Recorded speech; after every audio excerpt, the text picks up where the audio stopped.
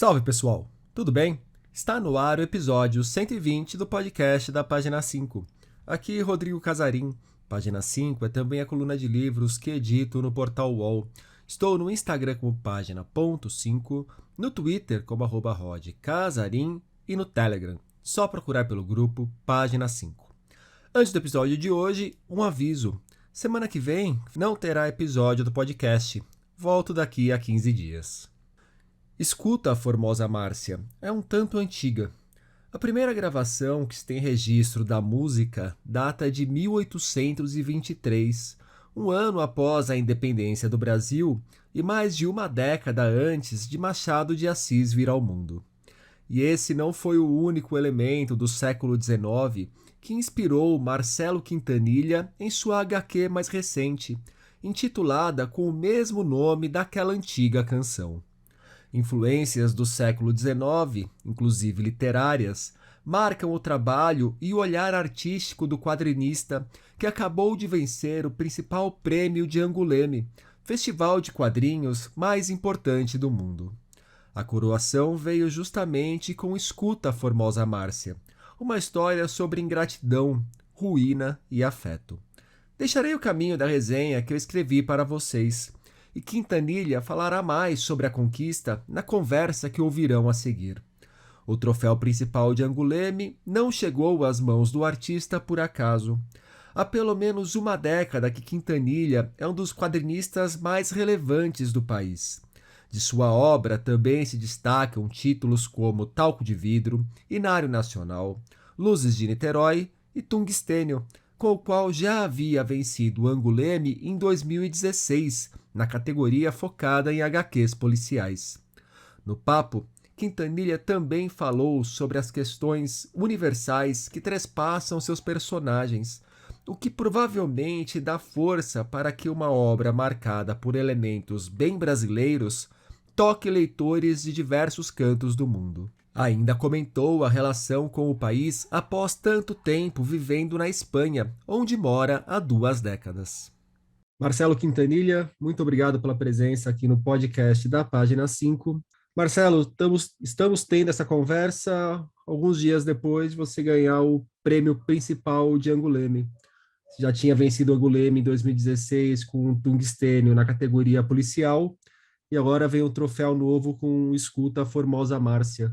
Como que é a sensação de ganhar novamente o Angoulême, agora na categoria principal? E, além da sensação, como que você olha para isso agora, um pouco mais frio já, com um pouco mais de distância, não só com a emoção? Então, é muito difícil de descrever, né? É realmente muito difícil de descrever, porque se trata do prêmio principal, né? Se trata do prêmio, para muitas pessoas, o prêmio mais importante do mundo no que se refere aos quadrinhos. É um tema. Na verdade, ganhar o FOV d'Or, mesmo tendo ganho um prêmio anterior, né? No caso, o prêmio Polar, ganhar o FOV d'Or, na verdade, é como ganhar pela primeira vez. É como se fosse a primeira vez. Realmente não existia nenhuma preparação. Eu realmente não estava preparado para isso. Eu realmente não esperava ganhar o prêmio. Foi uma surpresa para mim.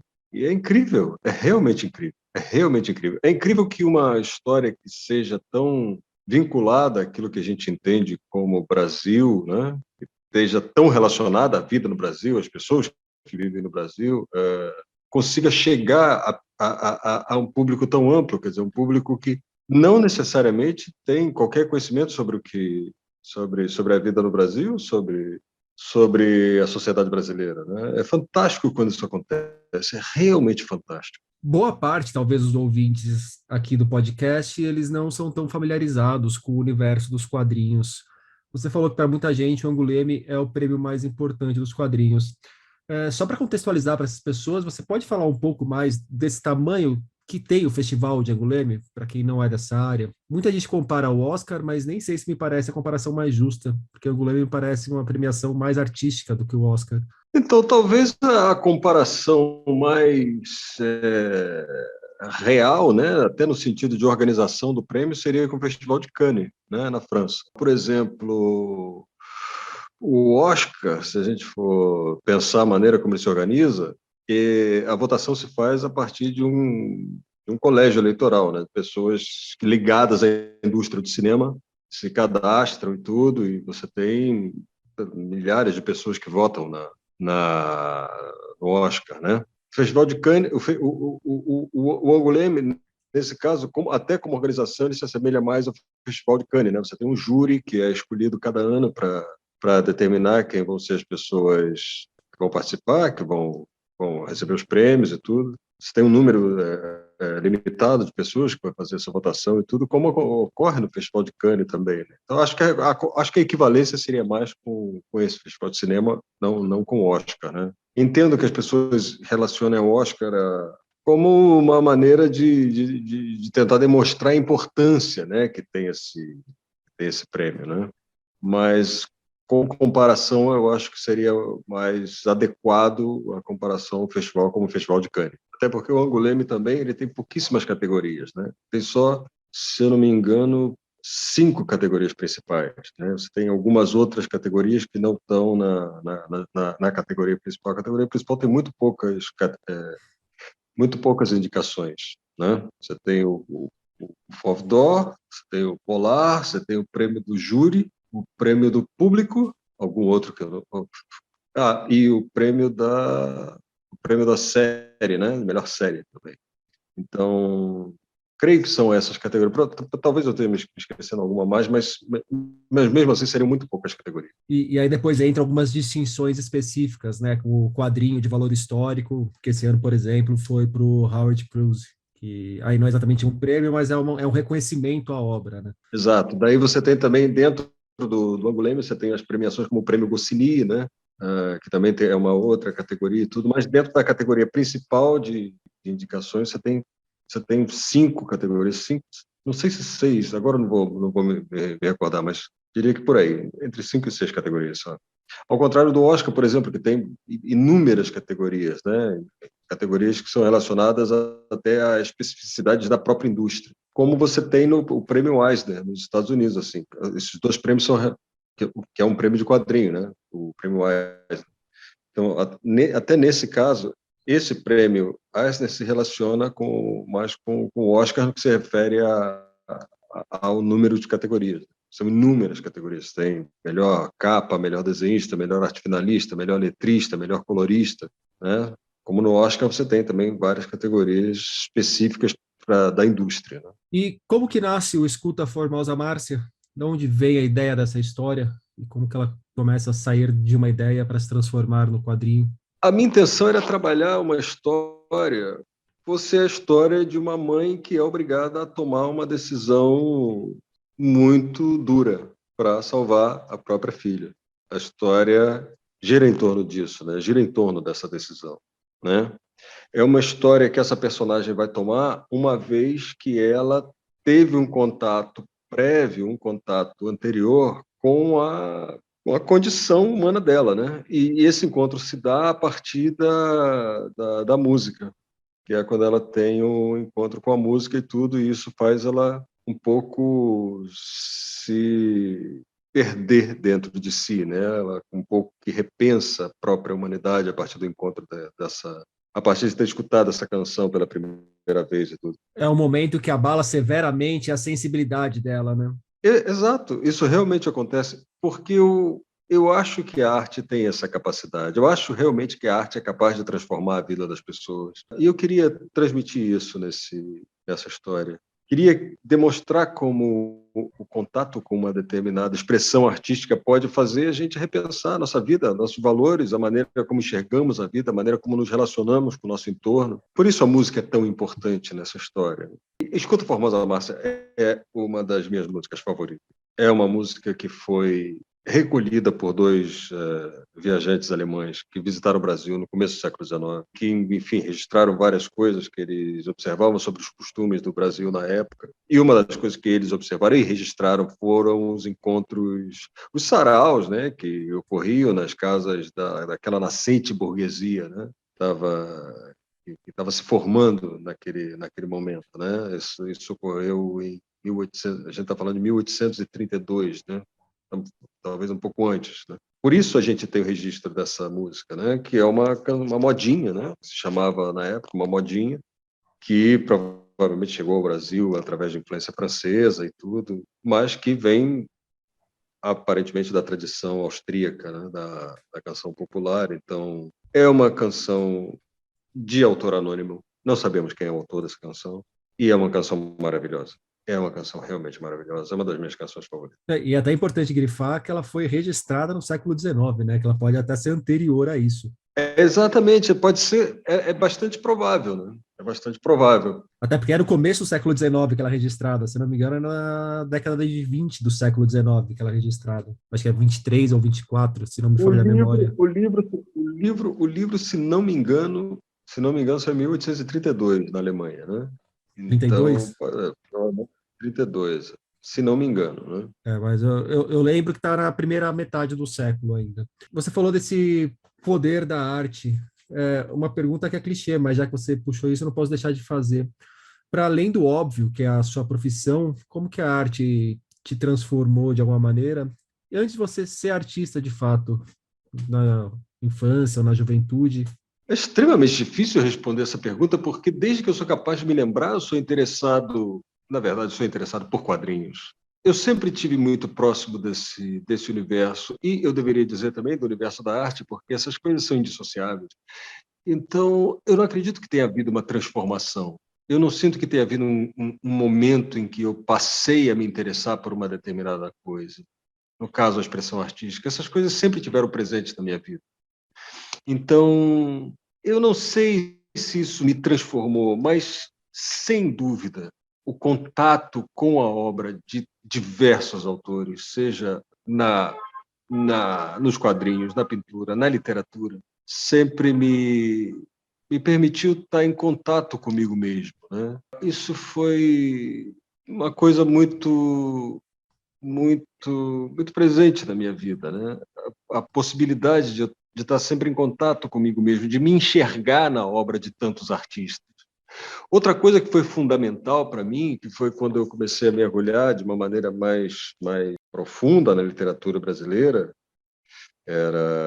enfim, era uma época em que eu comecei a ler Machado de Assis compulsivamente, tudo. E não só o Machado, mas também vários escritores que eram contemporâneos dele, tudo.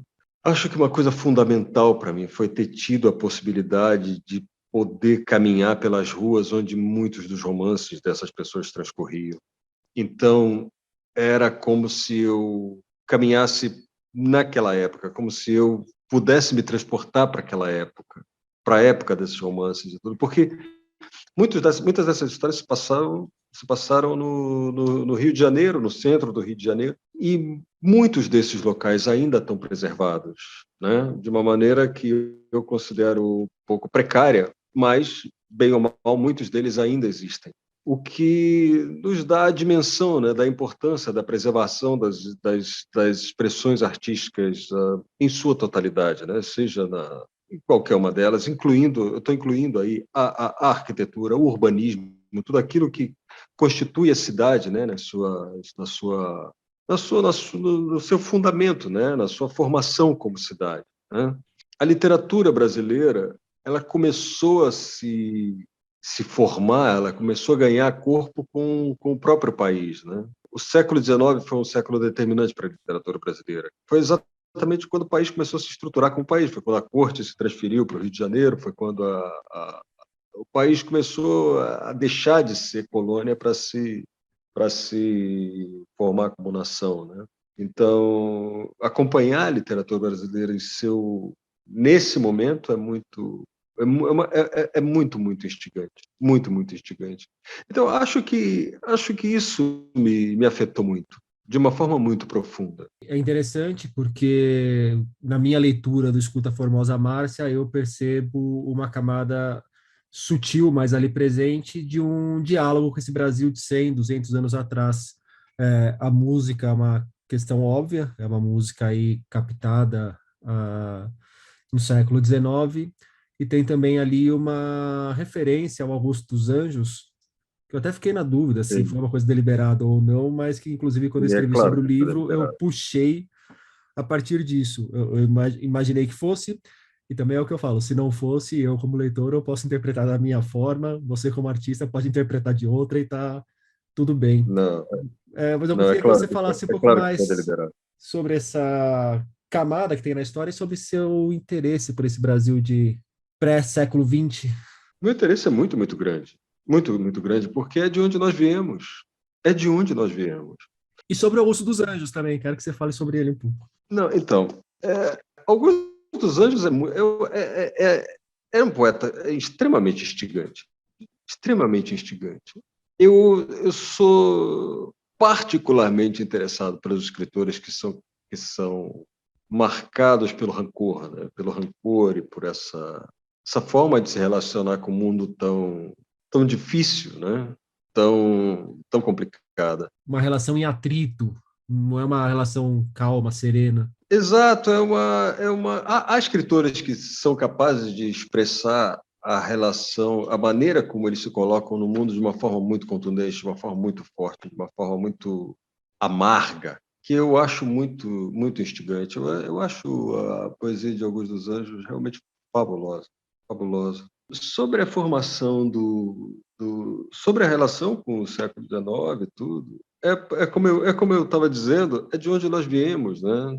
Eu me interesso muito pela formação da sociedade, né? Pela forma como a sociedade veio se estruturando ao longo do tempo, não é?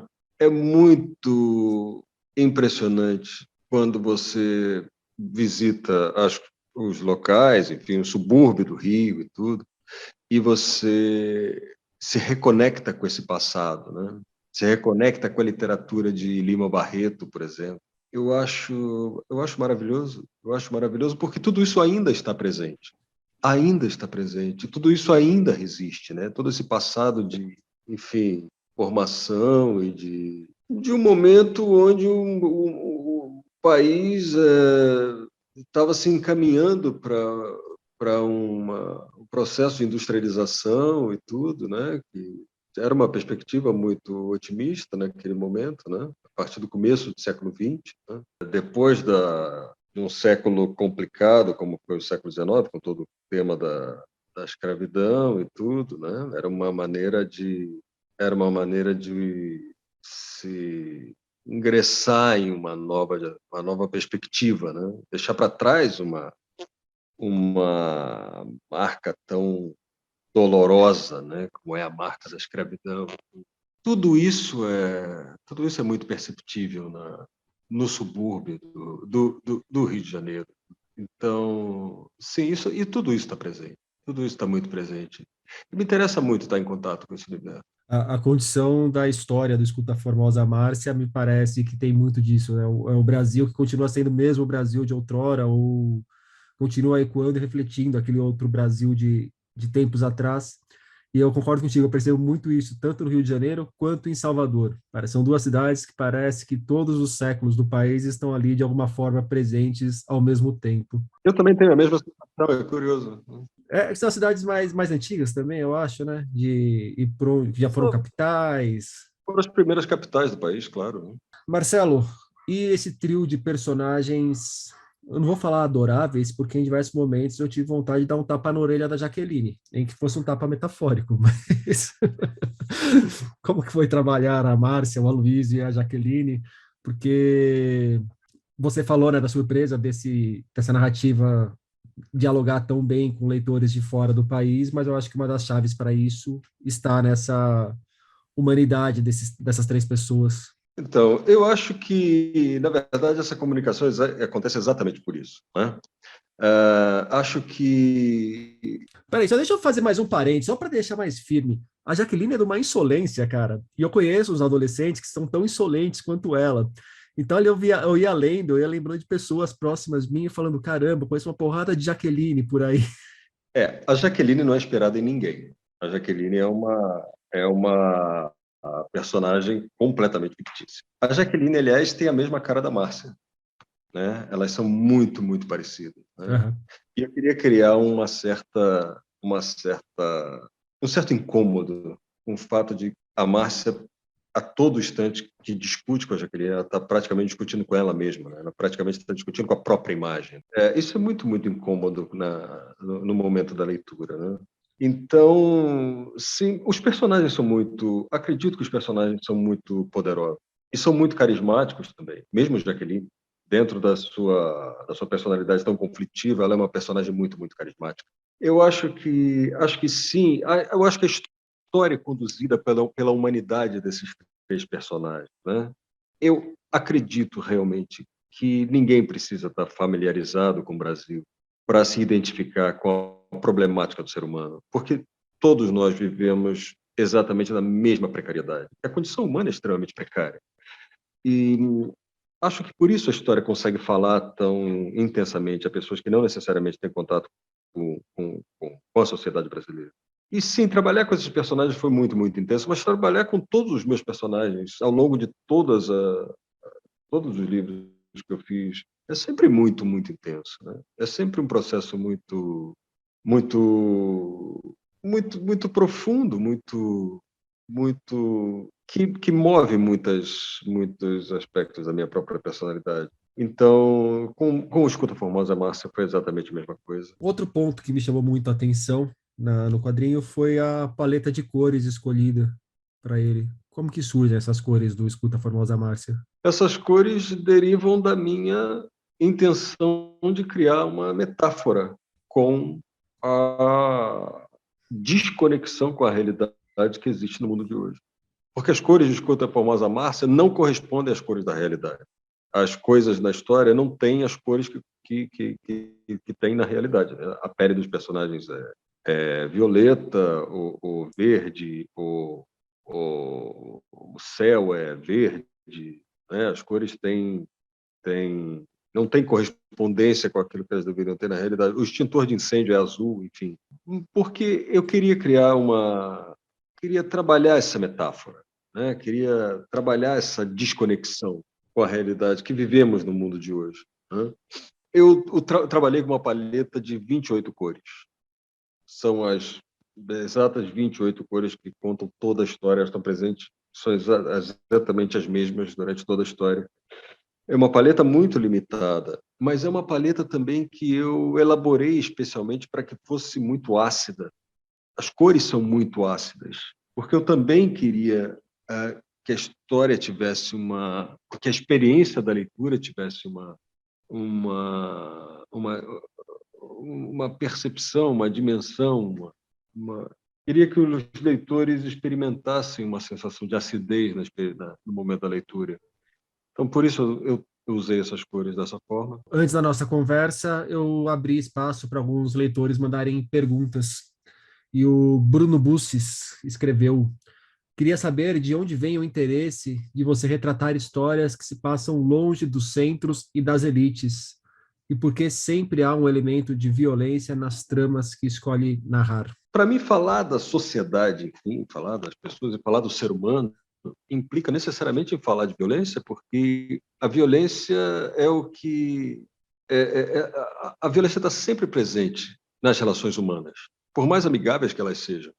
Sempre existe um elemento de tensão nessa relação. Muitas vezes, dar bom dia de manhã pode ser um ato de extrema violência, dependendo da situação e dependendo do contexto.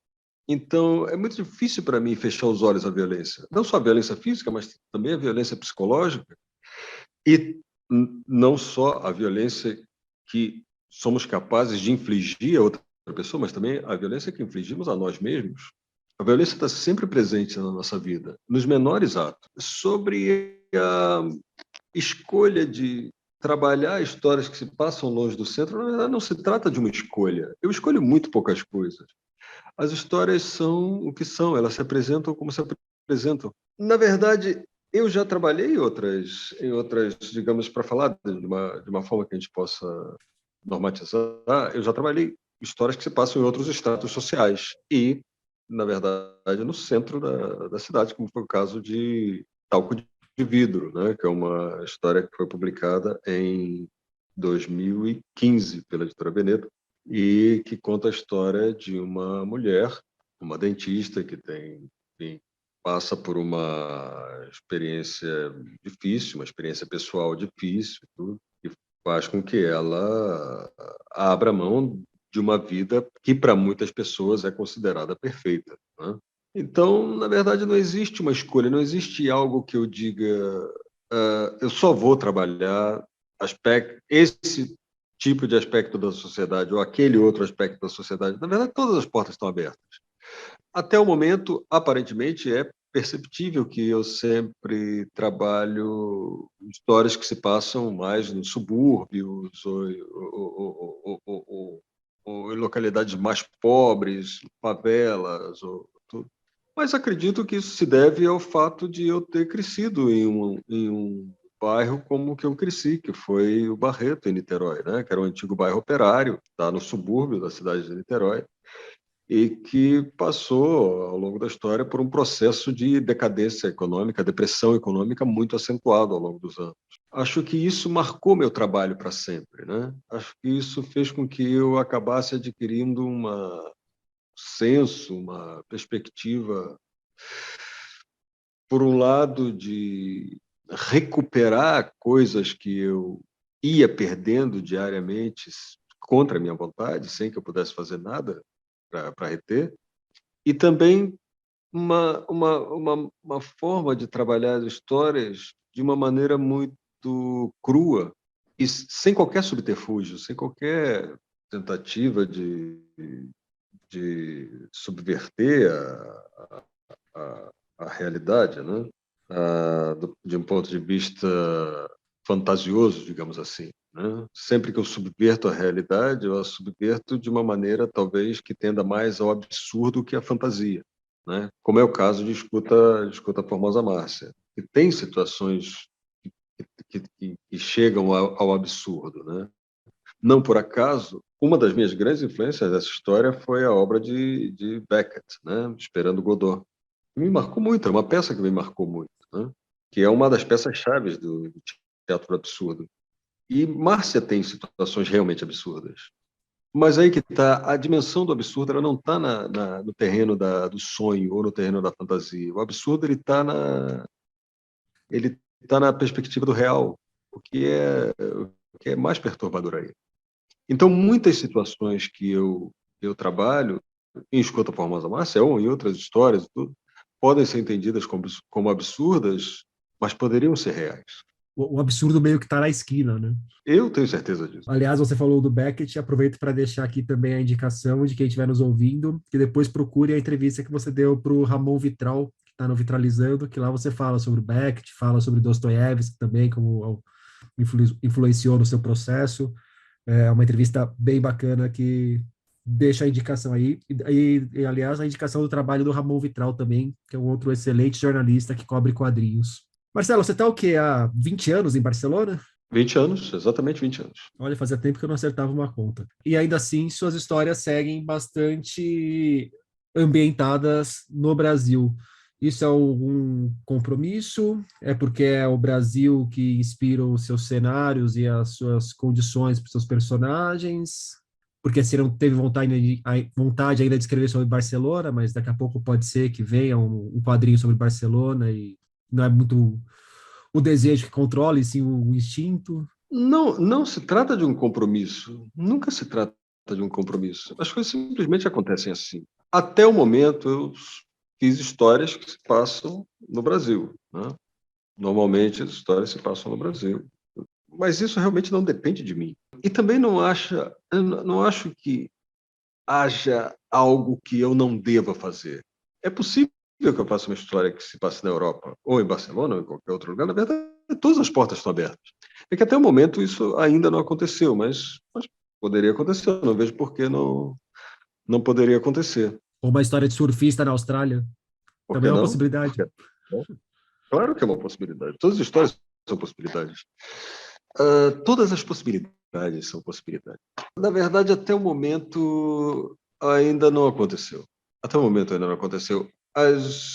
Todas as minhas histórias até o momento são muito relacionadas àquilo que me formou como ser humano, aquilo que me formou como pessoa, né? Que está inevitavelmente ligado àquilo que eu conheci no Brasil.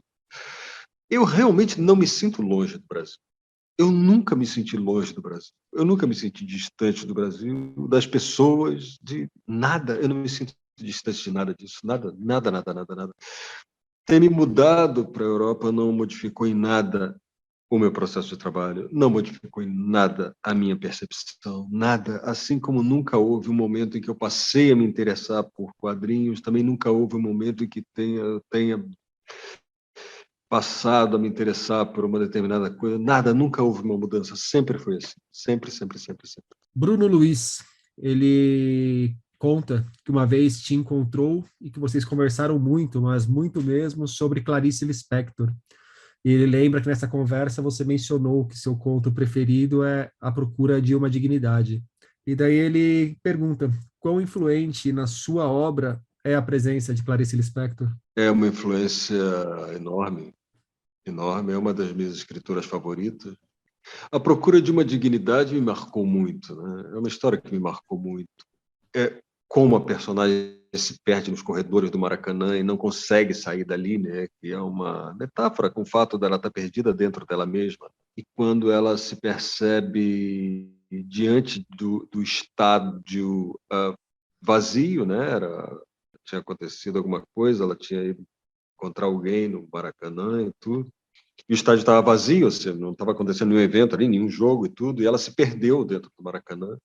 E quando ela encontra, por casualidade, se dá de frente com o gramado e tudo, e a Clarice descreve aquele encontro como ela encontrando o estádio desventrado. Essa frase me marcou muito, me marcou para o resto da vida. Porque acredito que pelo menos uma das minhas personagens tem exatamente a mesma sensação de encontrar a si mesma desventrada, que é Rosângela, de Talco de Vidro. Então, a influência de Clarice Lispector chega a esse ponto. Chega a esse ponto. É muito difícil que eu pudesse, enfim, dizer realmente qual é o meu conto favorito. Eu posso dizer A Procura de uma Dignidade. Poderia dizer outro também. Mas talvez esse por essa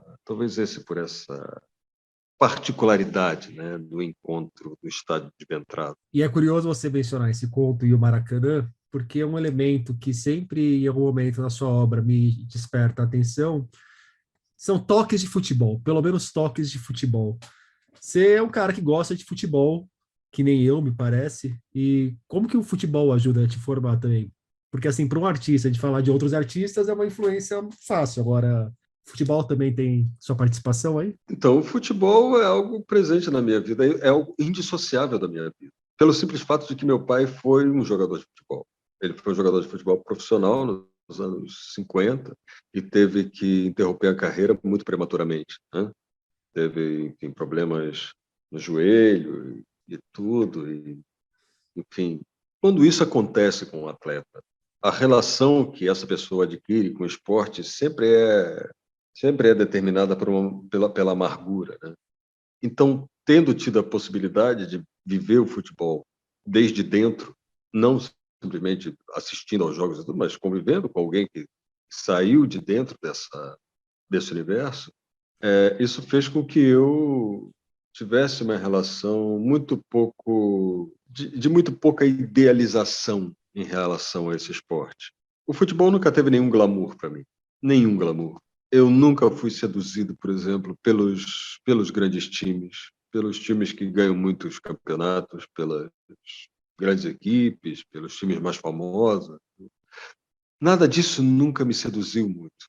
Por outro lado, o fato de ter estado próximo de um universo como o que eu vivia, né, em Niterói, repleto de campeonatos locais e times operários, de fábricas e tudo, isso me marcou muito mais. Isso me marcou muito mais. Meu pai foi o primeiro time que ele jogou foi o time da Companhia Manufatura Fluminense de Tecidos, né, que obviamente seria o time pelo qual eu torceria se o Manufatura ainda existisse, mas lamentavelmente a Manufatura interrompeu suas atividades em 1983. E mesmo não ligando muito, você torce para alguém, então, já que o Manufatura não está mais no radar? É, é, é, eu não torço especificamente para alguém, mas bom, eu cheguei a Barcelona no momento em que a grande equipe do Barcelona estava se formando, né? Quando eu cheguei, o Van Gaal ainda era técnico, e logo depois o Frank Rijkaard assumiu e, digamos, formou a equipe que depois foi assumida pela Pep Guardiola, né? Eu tive a felicidade de ver todo esse processo. E era muito, muito difícil não torcer para o Barcelona. Muito, muito difícil. Então, bom. Por outro lado, eu acredito que o futebol tem a capacidade de metaforizar quase todos os aspectos da vida, não é? E sim, é um elemento que está muito, muito presente nas minhas histórias. Muito, muito presente. Muitas das minhas histórias giram em torno desse tema. E eu acho um tema realmente fabuloso. Não se deslumbrar pelo futebol, eu até entendo. Agora, não se deslumbrar pelo Messi já seria mais complicado de entrar na minha cabeça. Marcelo, a primeira vez que eu entrevistei você foi em 2015, no Salão do Livro de Paris. Estava lançando justamente o Talco de Vidro, e a gente conversou ali em algum momento sobre o mercado nacional de quadrinhos. E você falou que achava que seria interessante se os brasileiros se preocupassem mais com a formação e a ampliação do público leitor de quadrinhos aqui no país. Acredito que você continue acompanhando esse mercado interno que temos aqui. Como que você vê esse momento agora dos quadrinhos no Brasil? Você acha que aumentou esse público? Aparentemente, sim, é um momento muito interessante. Muito interessante. É completamente diferente de quando eu comecei. No final dos anos 80, começo dos anos 90, aquela época foi realmente dramática para qualquer um que fizesse quadrinho no Brasil. Foi muito, muito difícil, foi muito, muito complicado. Tivemos uma sucessão de crises econômicas que iam derrubando as editoras como moscas, né? Porque não tínhamos o apoio do suporte digital. Não tínhamos mecanismos de autofinanciação, não tínhamos essas engrenagens que temos hoje, né? Que eu acredito que possibilitaram que o mercado seguisse adiante, mesmo com uma crise como a de 2008. Se aquela crise tivesse ocorrido no momento anterior, é provável que muitas editoras tivessem simplesmente desaparecido e que, mais uma vez, levássemos décadas até retomar esse processo que foi sempre constantemente interrompido no Brasil, né? Dessa dinâmica de publicações em série que está sempre submetida a essa instabilidade econômica, né? Então, acredito que graças ao suporte digitais e tudo, tivemos a capacidade de manter o mercado aquecido apesar dessa crise terrível, né? Eu acredito que sim, é necessário ampliar o público, mas eu acho sim que é possível ampliar o público e acho que esse processo está ocorrendo, talvez de uma maneira mais lenta do que o desejável, mas, na minha visão, ele vem ocorrendo de uma maneira contínua ao longo dos anos, o que é muito interessante, muito interessante. Para fecharmos nosso papo, o que vem pela frente, Marcelo? Além de ser o vencedor do Angoulême, atendendo compromissos, dando entrevistas e desfilando com o troféu, no que você está trabalhando também na sua prancheta? Eu não desfilei com o troféu em nenhum momento. Isso é contra a minha natureza. Foi só uma bobagem que veio à cabeça. Na verdade, não sei. Eu não sei o que vai. Eu não tenho nada planejado. Não tenho nada planejado. No momento, eu estou trabalhando em desenho animado, que é um projeto de Javier Mariscal e Fernando Trueba, que deve estar concluído até junho ou julho, e que conta a história de um pianista chamado Tenório Júnior, um pianista brasileiro assassinado pela ditadura argentina, e que deve estrear, enfim, não sei ainda qual vai ser a data de estreia, mas estamos trabalhando nesse projeto nesse momento. Marcelo Quintanilha, muito obrigado pelo papo. Muito obrigado a você, Rodrigo. Muito obrigado.